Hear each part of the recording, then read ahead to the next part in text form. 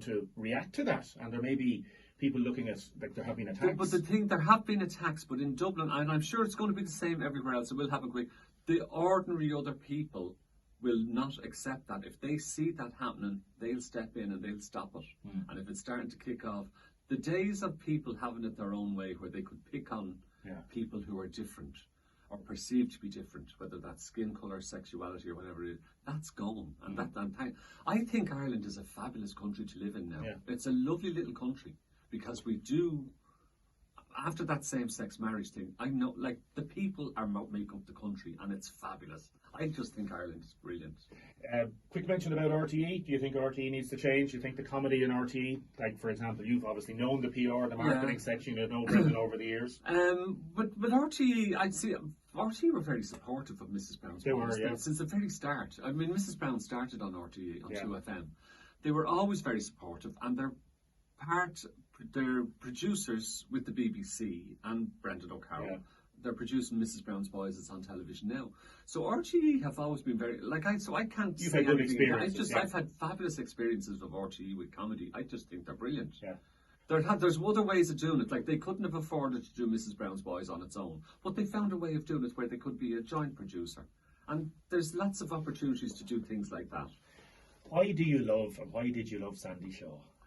I saw Sandy Shaw in the Eurovision in 1967, and I just thought she was the most glamorous thing I've ever seen. And I still, if I see something as a magazine, or she's on television, or there's something about her somewhere, I will read it, I will watch it, I will, like, the only other person, Sandy Shaw I adored. In the 60s, I loved the female singers. But with Sandy Shaw, I wanted to marry her, and I was convinced. 7 years of age, 8 years of age, I was going to marry her. And I talk about it in the book, and I give the story about my mother and father falling around the place. But I wanted to marry her. I thought she was brilliant. She was so glamorous, and she was just gorgeous looking, and she had a lovely voice, and she had great singing, she had great songs. Her records were fabulous. Ornaments. You love ornaments. Ornaments, I never did. I never liked them, but I do now, because when my mother was in the throes of dementia, and when I'm writing about it in the book, I wanted to have the funny things about dementia, because there's some dreadful things. But anyone who's caring for somebody with dementia will tell you there are hilarious things there, because people with dementia lose their filter.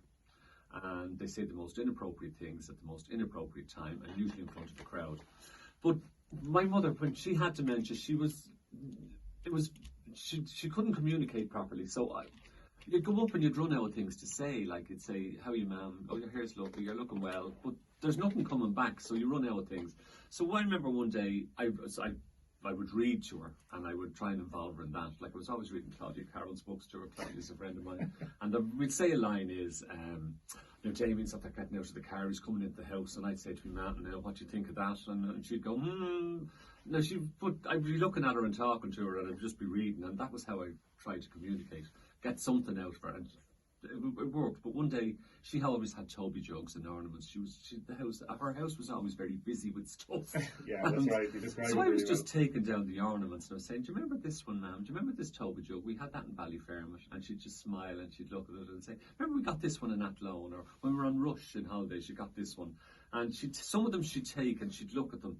But there was lovely moments in the dementia thing. Like, she would say, and I hope I don't get upset now saying this, but she, like, in the middle of all that, she just said, "I love you, Rory." What do you do? So I just said, "I love you too," and continued on. And it's hard, but they're wonderful things, because I was in my 50s. That's not a conversation you would have with your mother. You assume that she assumes you love her, and you know she loves you, and all this type of stuff. But for her just to come out like that in the middle of nothing, where she's not lucid, but by God, when she was, with that one sentence, floored me. It was fabulous. It was the one thing that stood out, and the relationship with your mother is phenomenal in the book, and how you describe it. But that one thing, the ornament connection, to me, that makes it. There's it's always funny, even something. The way you're just thinking about There's it now. something you can always do. Like my mother, there was one thing. Now I'll give you an example.